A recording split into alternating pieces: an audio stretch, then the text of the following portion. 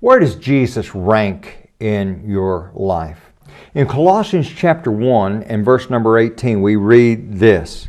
And He, speaking of Jesus, is the head of the body, the church, who is the beginning, the firstborn from the dead, that in all things He may have the preeminence or the supremacy. He must be number one. And there's no room for Him to be any less than number one.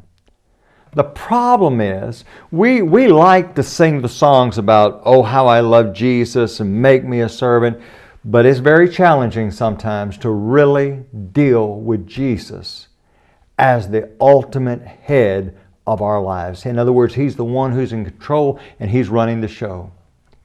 And so, while there's a lot of things that we need to do, we need to be good husbands, good wives, good children.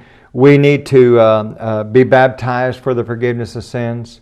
But before any of that stuff, we need to recognize that we must submit to Jesus Christ.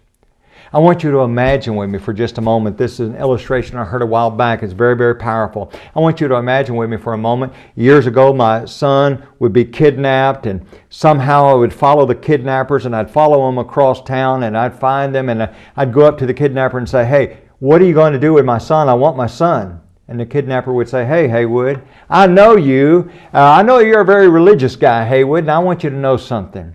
I've decided that I'm going to make religion the centerpiece of my life, and I'm going to start going to church. And I would say, you know, that's all good and fine.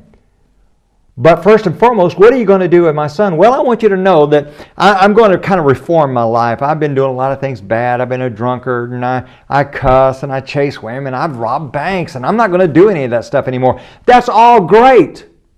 But my first interest is, what are you going to do about my son?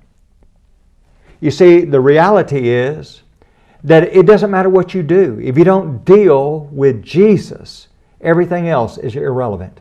Bill, I thought you wanted me to be baptized. I want you to obey Jesus. Jesus said, if you love me, keep my commandments. John 14 and verse 15. And if you humble yourself before the Son, then you're going to do whatever He commands. You see, the reality is to try to reform your life without making Jesus number one is not only irrelevant, it's insulting. What we need to do is recognize that Jesus is in charge of every aspect of our life.